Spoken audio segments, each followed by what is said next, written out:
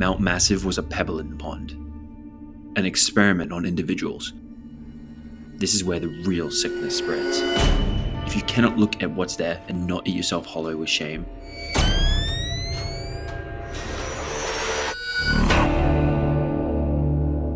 you're not human anymore.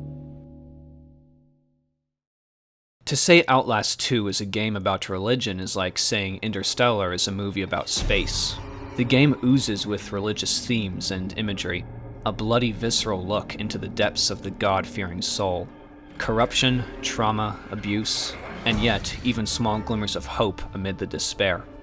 Yet while Outlast 2 might be the heart of the Outlast series' religious darkness, a deep dive into the game itself and cross-examination with the other entries reveals a profound, twisted tale that stretches back decades, with multiple stinking layers that demand to be peeled away. To follow is a 3-part series examining religion in Outlast 2, and how the other games find their way in. We will begin with Part 1, the Gospel of Knoth.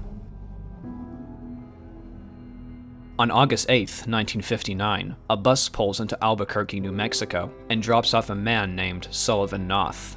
He is observed to be a boorish drunkard, urinating on the front steps of a church, and having been fired from his previous job as a cobbler for groping a customer. But none of these behaviors are as strange as his tendency to place metal objects to his face and orient himself towards a certain location, an apparently empty expanse of desert. Despite finding work as, again, a shoe salesman, Knoth struggles with financial crises and unpaid debts.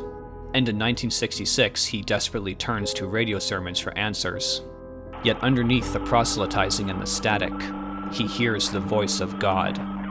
God bestows visions of horrible angelic beings, and commands Knoth to be his new prophet, and lead a congregation into salvation amid a wicked world of liars and frauds. After relocating to a luxury ranch owned by a mysterious woman named Lydia Dagan, local police find the authority to crack down on Knoth and his followers, citing their practice of delivering live births. Despondent, Knoth ascends to a mountaintop and convenes with God again, slitting his left eye with a blade. And past the blood, Knoth sees their destiny, a gateway to their temple, a town in the desert, isolated from the world, where they would carry out God's work as prophesied to him. In 1969, the cult flees into the desert void.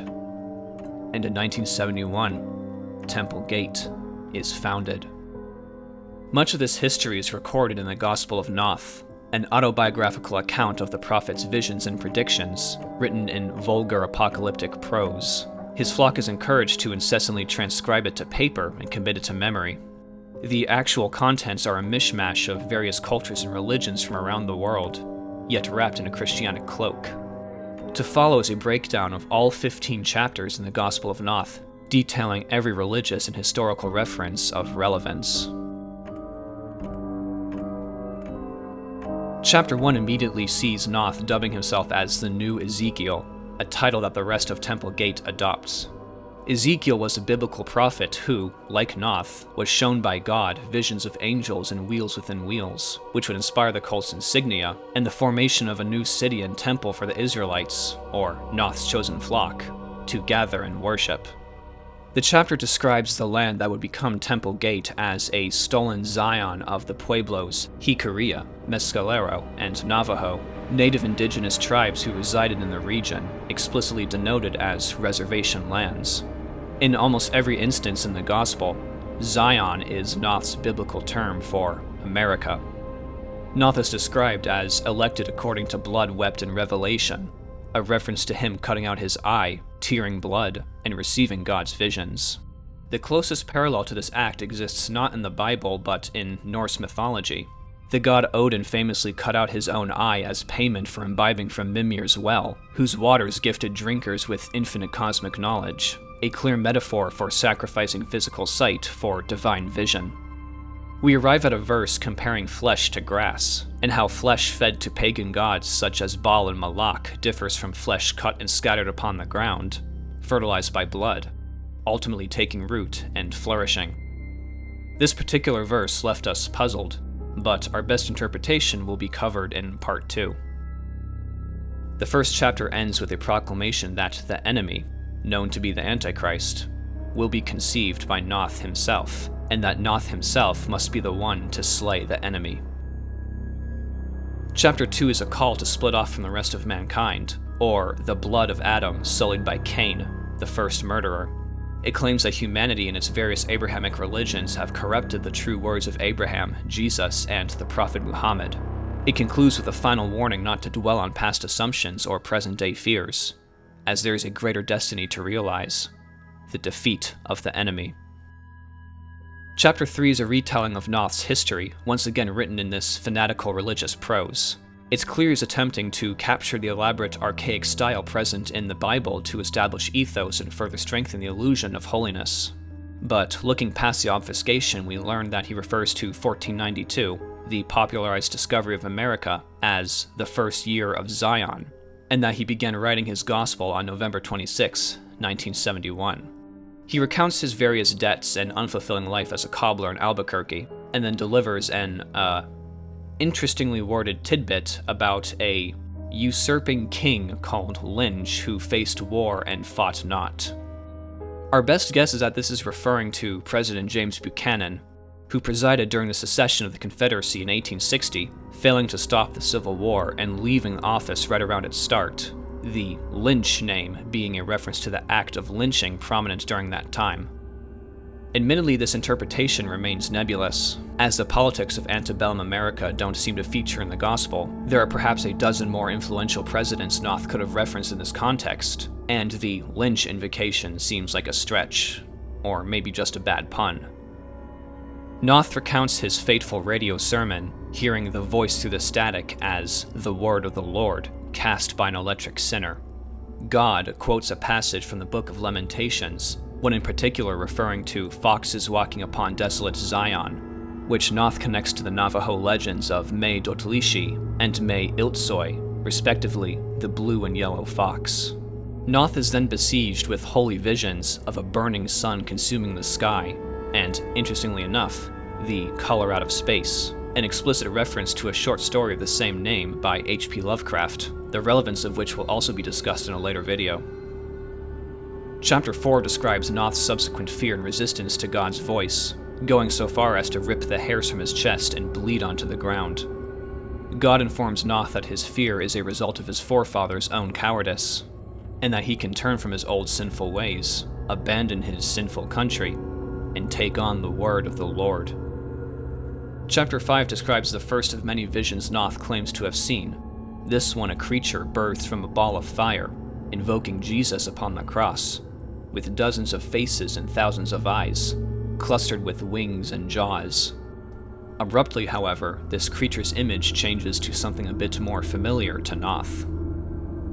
In Chapter 6, Knoth addresses the entity as the four strange creatures revealed to Ezekiel, referring to the biblical prophet's vision of mighty cherubs with four faces, one of a man, a bull, a lion, and an eagle, also known as a tetramorph.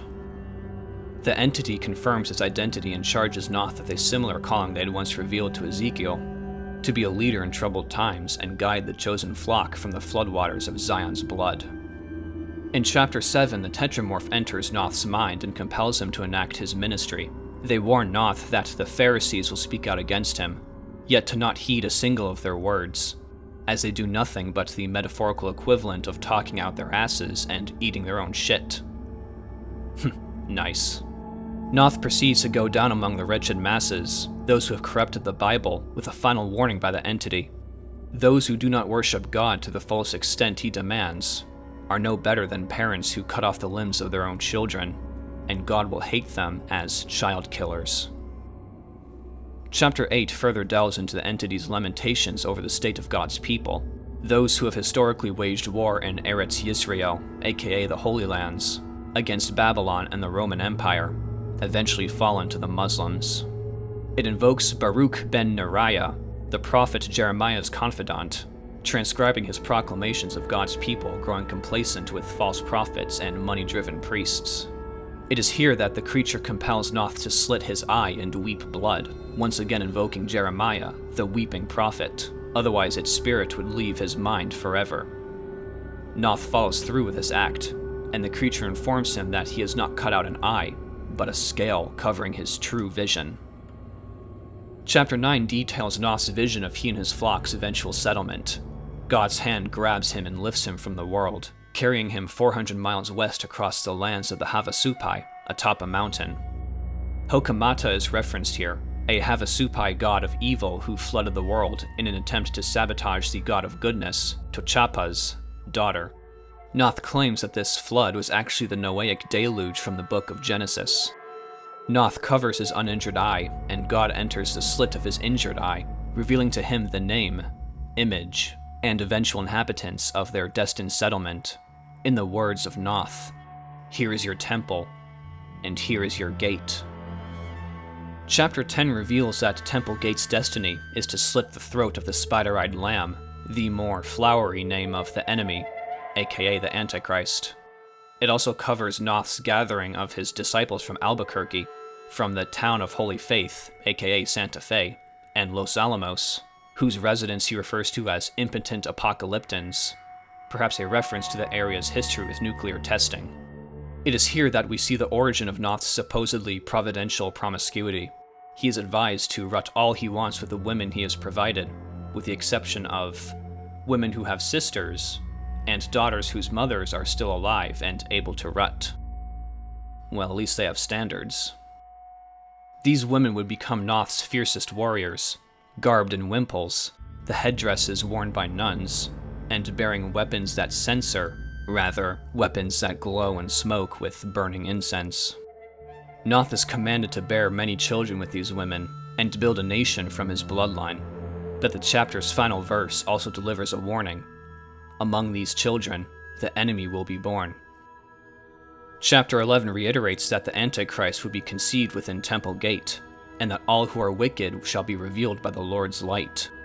Knoth and his followers are then likened to, respectively, a wolf and a flock of ravens, creatures united in a hunt to weed out the wicked, emphasizing that all slaughtered flesh, even that of their fellow man, would be done in sacrifice to God. In Chapter 12, the people of Temple Gate are forewarned that hard work is ahead of them, sharpening their literal and metaphorical blades for the arrival of the Antichrist. Next, they are presented with a series of events that would supposedly herald the Antichrist's arrival, including the dreams that walk outside of sleep, that dredge unrepentant sins from their memories. The people are advised not to fear these, for the rising of past sins must happen before the rising of the dead in preparation for paradise. A plague of locusts, an epidemic of boils and sickness, particularly one that targets the genitals. Corpses choking the surface of the water so thickly that one would be able to walk on them. And finally, God's blood spilling over the lands in the form of red rain. Chapter 13 unveils the final sign of the Antichrist's coming. Knoth's most trusted disciple would have their heart touched by the enemy.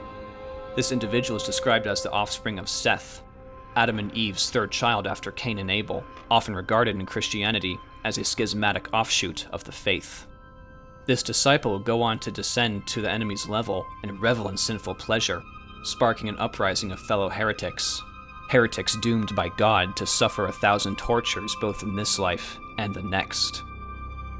Chapter 14 is interesting in that it portrays the Antichrist as a female, yet it promises that unless this child is murdered in the womb, the Antichrist will usurp Jesus from his throne and place upon it the 4 horsemen of the apocalypse.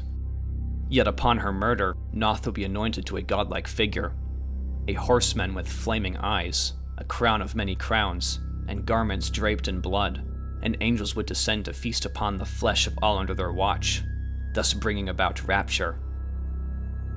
The final chapter of the Gospel of Knoth is the man's final proclamation that from him flows paradise and salvation. All who are drenched in Knoth's glory would be healed and saved. They would be given vision to penetrate even the deepest darkness. All this is true, so says God, in that Jesus turned away from mankind until Knoth enacted his ministry and founded Temple Gate. And all within Temple Gate would be saved, for all outside it are sinners and frauds. The people are called to transcribe the gospel onto paper and vocally profess its words to the bitter end.